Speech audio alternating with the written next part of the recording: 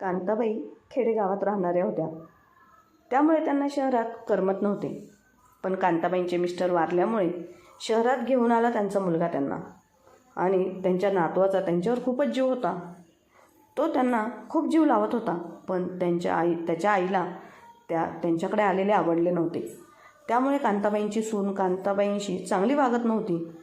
कांताबाईंना खूप भूक लागली होती आणि भुकेमुळे त्यांना झोप देखील येत नव्हती. रात्रीचे 1 वाजला होता आणि कांताबाई स्वयंपाकघरात जाऊन डबे शोधत होते. त्यांना वाटले की डब्यात काहीतरी खाण्यासाठी मिळेल आणि मग त्यांच्या पोटाची आग शांत होईल. पण सगळे डबे तपासले तरी त्यांना खाण्यासाठी काहीच भेटले नाही. पण तिथे त्यांना एका वाटीत एक छोटासा चिक्कीचा तुकडा भेटला. त्यांनी तो चिक्कीचा तुकडा पटकन उचलून खाल्ला आणि वरून 1 ग्लास पाणी पिऊन ते आपल्या खोलीत झोपायला गेल्या. चिक्की आणि पाणी पिऊन घेतल्यामुळे त्यांना आता थोडे बरे वाटू लागले होते. पण तरीही त्यांच्या पोटातून गुडगुड आवाज यायला लागला होता. ते आता सकाळ होण्याची वाट पाहू लागले. सून आणि मुलगा त्यांच्या खोलीमध्ये एसीची हवा घेऊन ते झोपले होते. पण कांताबाईंच्या डोळ्यात झोप खूप दूर गेली होती. काही तासांनी घराबाहेर पक्ष्यांचा किलबिलाट ऐकायला येऊ लागला. कांताबाई मनातल्या मनात विचार करायला लागले की आता सुंदरबाई येईल आणि सर्वांसाठी चहा बनवून देईल, तेव्हा मलाही 1 कप चहा मिळेल. सुंदरबाईला सांगून काहीतरी खाण्यासाठी सुद्धा मागून घेईन. त्यांना असे वाटत होते की कधी एकदा 7 वाजतील आणि सुंदरबाई कामाला येईल आणि त्यांना काहीतरी खायला बनवून देईल. ते हळूच आपल्या जागेवरून उठल्या आणि त्यांनी हॉलमधील भिंतीवर लावलेले घड्याळ पाहिले तर त्यात 8 वाजले होते. त्या मनातल्या मनात विचार करत होत्या की सुंदरबाई अजून का आली नसेल. त्यांच्या लक्षात आले की आज रविवार आहे आणि रविवारच्या दिवशी सुंदरबाई 10 वाजता कामाला येते. सुंदरबाई घरातील परमनंट कामवाली आहे. ते सकाळी 7 ते संध्याकाळी 5 वाजेपर्यंत घरातील सर्व कामे करते आणि जाते. आता सकाळचे 8:30 वाजून गेले होते. पण मुलगा आणि सूनबाईची सकाळ झाली तरी झोप झाली नव्हती. ते दोघे रात्री उशिरापर्यंत पिक्चर पाहत होते. त्यानंतर बंद खोलीत काय माहिती काय खातात. त्यांचे तर पोटसुद्धा भरलेले असते आणि डोकेसुद्धा. पण माझे पोट रिकामे आहे आणि डोकेसुद्धा. आणि पोट अन्नामुळे रिकामे आहे आणि डोके यामुळे रिकामे आहे कारण दिवसभर बाहेर खुर्चीवर हा जाते, ना TV पाहते, ना रेडिओ ऐकते, ना पेपर वाचते. कारण हे सर्व माझ्यासाठी नाही तर हे सर्व मुलांसाठी आणि सुनेसाठी आहे. डोक्याची भूक शांत करण्यासाठी काही ना काही मनोरंजन तर पाहिजेच ना. मला घराबाहेर जायची सुद्धा मनाई आहे कारण मुलगा आणि सून म्हणतात इथे लोक असेही कोणाच्या घरी जात नाहीत. शेजाऱ्यांनी एकमेकांकडे जायलाही काही गाव नाही, हे शहर आहे. इथे लोक फक्त स्वतःपुरतेच पाहतात. कांताबाई त्यांच्या विचारांमध्ये मग्न होते. तेवढ्यात दरवाजाची बेल वाजली. लगेच कांताबाई यांनी दरवाजा उघडला तर समोर दूधवाला होता. त्यांनी स्वयंपाकघरातून दुधाचे भांडे आणले आणि दूध घेतले. दूध पाहिल्यानंतर त्यांच्या मनामध्ये लालच निर्माण झाली. पोटाच्या भुकेने त्या आधीच व्याकुळ झाले होते. रात्री सुनेने त्यांना फक्त अर्धी भाकरी आणि वांग्याची भाजी दिली होती. वयामध्ये म्हाताऱ्या माणसांनी जेवण कमी करायला पाहिजे, त्यातल्या त्यात रात्रीचे जेवण जास्त करू नये. त्यामुळे पातेल्यातील दूध पाहून त्यांना राहवले नाही. त्यांनी त्यातील 1 ग्लास दूध काढून घेतले आणि बाकीचे दूध फ्रीजमध्ये ठेवले. 10 वाजले होते. मुलगा आणि सून झोपेतून उठले आणि सुंदरबाईसुद्धा आली होती. सुंदरबाई हात धुवून स्वयंपाकघरात गेली आणि सर्वांसाठी चहा बनवायला लागली. कांताबाई मनातल्या मनात घाबरत होत्या. आता मेघना चहासाठी दूध घ्यायला फ्रीजकडे गेली. ती म्हणेल आज एवढे दूध कमी कसे, आणि ज्याची भीती होती तेच झाले. सुंदरबाई मोठ्या आवाजामध्ये म्हणाली, मॅडम असतो तुम्हाला आज कमी दूध दिले आहे का. सून म्हणाली, किती कमी दिले आहे त्यांनी दूध. सुंदरबाई दुधाचे पातेले दाखवत म्हणाली, 1 ग्लास दूध कमी आहे. मी रोज 1 ग्लासाने दूध मापते तेव्हा दुधाचे 6 ग्लास होतात, पण आज दुधाचे 5च ग्लास झाले आहेत. सून म्हणाली, आज दूध आईने घेतले होते. थांब मी आईंना विचारते. आई कुठे आहात तुम्ही. बरोबर कामाच्या वेळी ह्या कुठे जातात कोण जाणे. जाऊ दे, तुम्ही दूधवाल्याला फोन करून विचारा असे बोलून ते दूधवाल्याला फोन करतायत. Hello hello. अरे राजू, मी मेघना मॅडम बोलते. हां मॅडम बोला ना. अरे राजू, आज तू दूध कमी का दिलेस? तुला माहीत आहे ना आज रविवार आहे आणि आज आम्ही घरीच असतो आणि आजच्या दिवशी दूध जास्त लागते म्हणून. यावर राजू म्हणाला, अहो मॅडम, मी तर नेहमीप्रमाणे बरोबर दूध दिले आहे. तुम्ही आईंना विचारा, आज दूध आईंनीच घेतले आहे. असं बोलून तो फोन कट करतो. मेघनाला वाटते की आईने दूध सांडले तर नसेल ना, की त्यांनी दूध प्यायले असेल. बिचाऱ्या कांताबाई घाबरून टॉयलेटमध्ये जातात, कारण भीतीने त्यांचा थरकाप पडतो आणि या भीतीमुळे त्यांच्या पोटात दुखायचे. सून बाहेरून ओरडत असते, आई आई, मला आता सर्व काही माहीत झाले आहे. दूध कुठे गेले आहे? तेवढ्याच सुंदरबाईने सर्वांना एक एक कप चहा दिला. तेव्हा सून म्हणाली की त्या म्हातारीला चहा देण्याची काहीच गरज नाही. आज तिने पूर्ण एक ग्लास दूध पिऊन टाकला आहे आणि आता कुठे लपून बसली आहे कुणास ठाऊक. दिसू देत, मग तिला सांगते, असे जोरात बोलत असते आणि तिचे ओरडणे ऐकून मुलगा त्याच्या खोलीतून बाहेर येतो आणि म्हणतो, काय झाले आणि सकाळी सकाळी हे काय बोलत आहेस? मेघना रागाने लाल झाली होती आणि ती म्हणाली, तुम्हाला फक्त माझी ओरडणे दिसते, आपल्या आईचे कारण आम्ही काही दिसत नाही. तेव्हा संतोष म्हणाला, आता काय केले माझ्या आईने? मेघना म्हणाली, मला विचारता कशाला, तुमच्या आईलाच विचारा. चहाचा कप हातामध्ये घेऊन मुलगा म्हणाला, आई कुठे आहे मला काय माहीत? सून म्हणाली, लपून बसले असतील कुठेतरी. चहा पीत मुलगा म्हणाला, ही आई पण ना ही रोज ना रोज काही ना काही उद्योग करत असते. मला वाटत होते आज संडे आहे, आराम करेन, पण नाही, माझ्या नशिबात आराम नाही. बिचाऱ्या कांताबाई कसे तरी टॉयलेटमधून बाहेर आल्या आणि त्यांना पाहून मुलगा त्यांच्यावर भडकला. म्हणाला, तू शपथ वगैरे घेतली आहे का आम्हाला आनंदात न जगू देण्याची? काय करू मी तुझे, म्हणजे तू नीट वागशील? सून म्हणाली, अरे काय करू म्हणजे? हे बघ संतोष, जेव्हा यांचे खाणेपिणे बंद होईल तेव्हाच यांना अक्कल येईल. सुंदर स्वयंपाकघरामध्ये नाश्ता बनवत होती. तेव्हा सून स्वयंपाकघरात जाऊन म्हणाली, सुंदर, आज आईला नाश्ता देऊ नकोस, आणि नाश्ताच काय, पण दिवसभर त्यांना काही खायला देखील देऊ नकोस. असे बोलून ती बेडरूममध्ये गेली आणि म्हणाली, अरे संतोष, आज रात्री त्या जाधवांच्या घरी लग्नाचा वाढदिवस आहे, तुझ्या लक्षात आहे ना? त्यामुळे आज आपल्याला तिकडं जावे लागेल. संतोष म्हणाला, हो, आपण नक्की जाऊया. मेघना म्हणाली, अगं सुंदर, आज रात्रीचे जेवण बनवू नको, आम्ही बाहेर जाणार आहे. सुंदर म्हणाली, ठीक आहे मॅडम. आज कांताबाई यांना नाश्ता दिला नव्हता आणि आधीच भुकेने त्या व्याकुळ झालेल्या होत्या. आता त्यांच्या पोटात आटल्याशिवाय काही राहिलेले नव्हते. सून आणि मुलगा डायनिंग टेबलवर नाश्ता करत होते आणि कांताबाई दूर जमिनीवर बसून त्यांच्याकडे पाहत होत्या.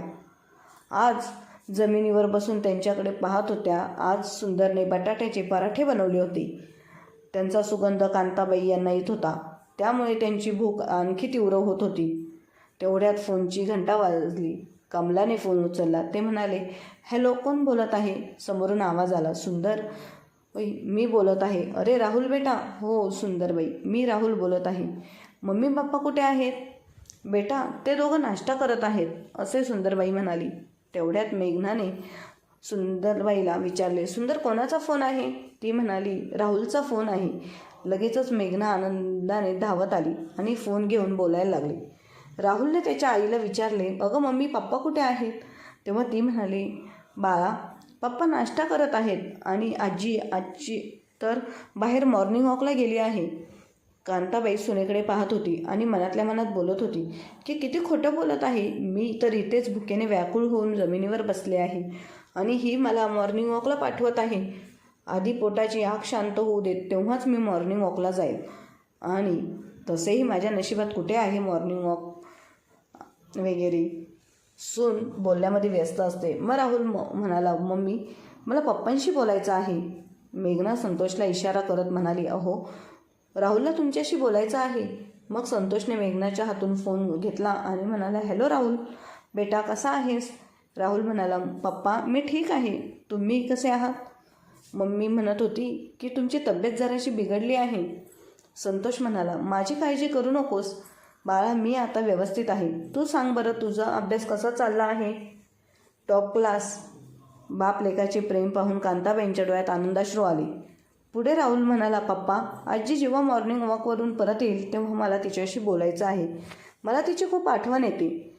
तशी मला मम्मी आणि पप्पा तुम्हा दोघांची आठवण येते, पण त्यापेक्षा जास्त मला आजीची आठवण येते.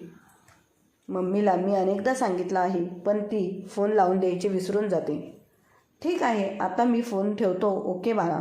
ओके पप्पा, बाय, असे बोलून राहुल फोन ठेवून देतो. राहुलला त्याच्या आई आजीची खूप आठवण येते, कारण लहानपणापासूनच तो त्याच्या आजीजवळ गावांमध्ये राहिला होता. राहुल खूप छोटा होता तेव्हा त्याचे मम्मी पप्पा नोकरी करायची, त्यामुळे त्यांच्या नोकरीसाठी बाहेरगावी जायचे आणि राहुल लहान असल्याने त्याचा सांभाळ करण्यासाठी त्या दोघांनी त्याला गावी त्यांच्या आजीकडे सोपवले होते. तेव्हापासून राहुल आपल्या आजीजवळ गावी राहू शिकत होता आणि या कारणामुळे राहुल आजी आजोबांच्या खूप जवळ होता. आजोबांच्या मृत्यूनंतर तो शहरात आपल्या आईबाबांकडे आलेला, पण शहरात त्याचे मन लागले नाही.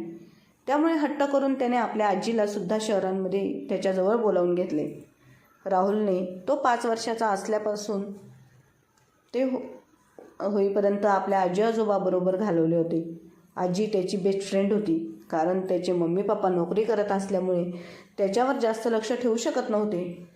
त्याची आजी त्याच्यासाठी सर्व काही करायचे आणि आजीला सर्व काही मानत होता आणि त्याच्यावर खूप प्रेम करायचा.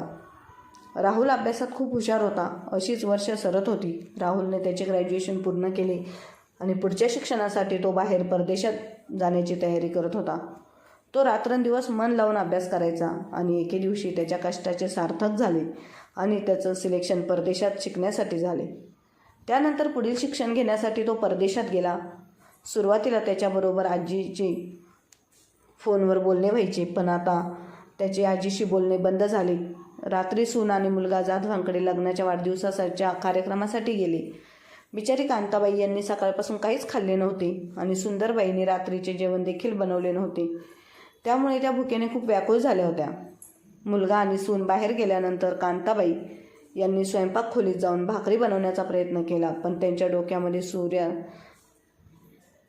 विचार आला. त्यामुळे ते स्वयंपाक खोलीतून बाहेर आल्या आणि आपल्या अंथरुणावर झोपल्या, पण रिकाम्या पोटी त्यांना झोप येत नव्हती. त्यांनी हिंमत दाखवली आणि पुन्हा त्या स्वयंपाकघरात गेल्या आणि एका परातीत त्यांनी थोडे बाजरीचे पीठ काढून घेतले आणि भाकरी बनवण्याचा प्रयत्न केला.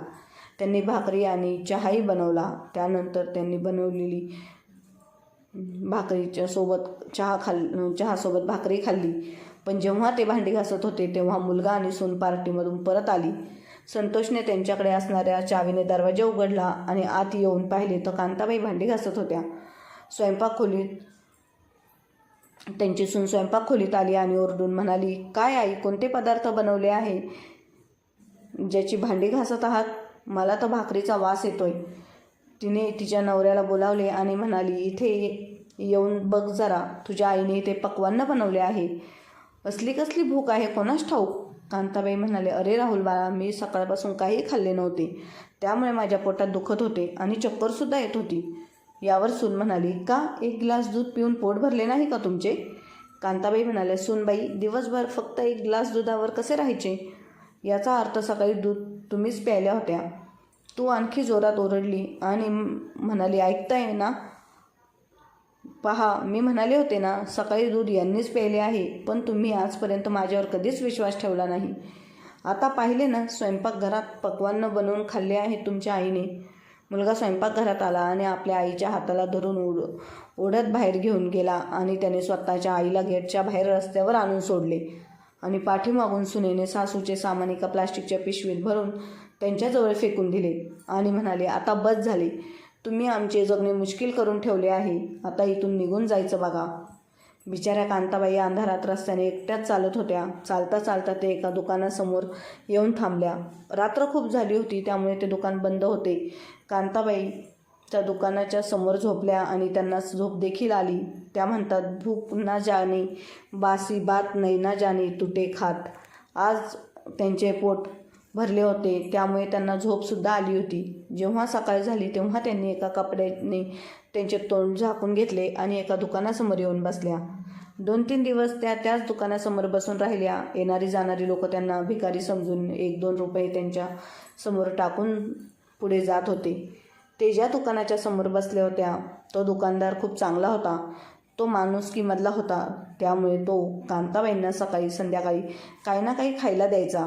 पण कांताबाई यांनी काही खाल्ले नाही आणि त्यांना भिकारी समजून दिलेल्या पैशांना हात देखील त्यांनी लावला नाही.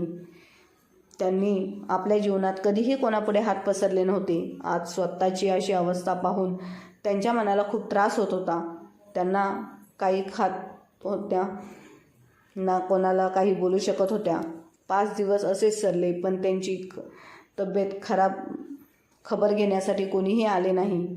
त्यांची तब्येत आता खराब व्हायला लागली होती. त्यांना पाहून त्या दुकानदाराने वृद्धाश्रमातल्या लोकांना फोन करून बोलावले. ते लोक आले आणि त्यांचा व्हिडिओ बनवून त्यांना वृद्धाश्रमात घेऊन गेले आणि तो व्हिडिओ त्यांनी सोशल मीडियावर शेअर केला की कशाप्रकारे लोक आपल्या म्हाताऱ्या आईबाबांना रस्त्यावर मरण्यासाठी सोडून देतात. एके दिवशी त्यांचा नातू राहुल सोशल मीडियावर व्हिडिओ पाहतो, तेव्हा फेसबुकवरती त्याने आपल्या आजीचा व्हिडिओ पाहिला. तो पाहून त्याला धक्का बसला. त्याला विश्वास बसत नव्हता की ती त्याची आजी आहे म्हणून. व्हिडिओच्या शेवटी त्या वृद्धाश्रमाचा नंबर दिला होता ना तो त्याने आपल्या मित्राला इंडियामध्ये फोन केला आणि त्याला सर्व हकीकत सांगितली. तो आपल्या मित्राला म्हणाला, यार तू तिथे जाऊन माझ्या आजींना पाहून ये, मी सुट्टी घेऊन 1 आठवड्यामध्ये पोहोचतो. तोपर्यंत तो आपल्या मित्राला म्हणाला, यार तू तिथे माझ्या आजीची काळजी घे. राहुलच्या मित्राने वृद्धाश्रमाचा नंबर घेऊन तिथे फोन केला आणि तो वृद्धाश्रमामध्ये राहुलच्या आजीला भेटायला गेला आणि त्यांना स्वतःबरोबर घेऊन त्याच्या घरी गेला. 1 आठवड्यानंतर राहुल इंडियामध्ये आला तर सरळ आपल्या मित्राच्या घरी आला आणि आपल्या आजीला भेटायला त्याने आजीला सर्व काही विचारले. आजीने त्याला काही सांगितले नाही. जेव्हा राहुलने आजीचा हात त्याच्या डोक्यावर ठेवून आजीला शपथ घ्यायला लावली, तेव्हा त्यांनी राहुलला सर्व काही सांगितले. त्या बोलता बोलल्या राहुलच्या गळ्यात पडून रडायला लागल्या. राहुलला एका गोष्टीची आठवण आली की जेव्हा तो लहान होता तेव्हा एखादी वस्तू मिळवण्यासाठी हट्ट करायचा, तेव्हा तो आजीच्या गळ्यात पडून असाच रडत होता. आता त्याच्या आजी राहुलच्या जागी होत्या आणि राहुल आजीच्या जागी होता. हे खरे आहे की जेव्हा मुले लहान असतात तेव्हा आई बाबा मुलांची काळजी घेतात आणि जेव्हा मुले मोठी होतात तेव्हा ते त्यांचे आई बाबा, त्यांचे आजी आजोबा, त्यांची मुले होऊन जातात. राहुलने आपल्या आजीला आपल्याबरोबर घेतले आणि तो स्वतःच्या घरी गेला. त्याने आपल्या आजीला सांगितले की आजी, तुम्ही माझ्या गाडीत बसून माझी वाट बघा, मी पटकन येतो. राहुल त्याच्या घरी गेला आणि त्यांनी दरवाजाची बेल वाजवली. तेव्हा सुंदरबाईने दरवाजा उघडला आणि ओरडली, मॅडम बघा कोण आले आहे. मेघना तिच्या खोलीतून बाहेर आली आणि राहुलला पाहून म्हणाली, इथे कसा तू? आणि धावत जाऊन त्याच्या गळ्यात पडली आणि म्हणाली, माझे बाळ, माझा राजा बेटा, आपल्या आईला सरप्राईज देण्याची ही कोणती पद्धत आहे? तेव्हा राहुलने आपल्या आईला स्वतःपासून दूर केले आणि म्हणाले, मम्मी पप्पा कुठे आहेत? संतोष खोलीतून बाहेर आला आणि मुलाला समोर पाहून त्याला खूप आनंद झाला. संतोष आपल्या मुलाच्या गळ्यात पडणार तेवढ्यात राहुलने त्यांना तिथेच थांबवले आणि म्हणाला, मम्मी पप्पा, आजी कुठे आहे? आजी तर तिच्या मैत्रिणीकडे गावी गेली आहे. ती म्हणत होती की आता यापुढे ती गावीच राहणार आहे, इथे त्यांचे मन लागत नाही. तेव्हा राहुलने विचारले, मम्मी गावातली जमीन आणि घर तर तुम्ही दोघांनी विकून टाकले आहे, मग आजी आता कुठे राहणार आहे? मेघना म्हणाली की आता ती आपल्या मैत्रिणीजवळच राहणार आहे. तेव्हा राहुल म्हणाला, आजच? मग आजीची अशी कोणती मैत्रीण आहे मला सांग, मी आजीला तिकडे जाऊन भेटतो. तेव्हा मेघना घाबरली आणि म्हणाली, बाळा, तुझी आजी वेड्यासारखी करत होती आणि एकटीच वेड्याच्या भरात कोणाच्या घरात कुठेतरी निघून गेली. तेव्हा राहुल म्हणाला, मग तुम्ही पोलिसात तक्रार काय केली नाही? तेव्हा संतोष आणि मेघना एकमेकांकडे पाहू लागले आणि राहुलने बाहेर जाऊन गाडीमध्ये बसलेल्या आजीचा हात धरून गाडीतून खाली उतरवले आणि तिला घेऊन घरात आला. त्याने आपल्या आईवडिलांना तो व्हिडिओ दाखवला आणि म्हणाला, तुम्हा दोघांना मम्मी पप्पा म्हणायची मला लाज वाटत आहे, कारण जो मुलगा आपल्या म्हाताऱ्या आईवडिलांची अशी अवस्था करतो तो किती निर्दयी असेल. हे पहा, आजपासून तुमचा आणि माझा काहीही संबंध नाही. माझ्यासाठी लहानपणापासून माझी आजी माझं सर्व काही होती आणि यापुढे तीच माझे सर्व काही असेल. एवढे बोलून राहुल आपल्या आजीला घेऊन गेटच्या बाहेर गेला. त्याच्या आई बाबा पाठीमागून आवाज देत राहिले की राहुल, आम्हाला माफ कर बाळा, आमच्याकडून खूप मोठी चूक झाली. पण राहुलने त्यांचे काहीही ऐकले नाही. तो आपल्या आजीला घेऊन कायमचे निघून गेला. आता मेघना आणि संतोष खूप पश्चाताप करत होते.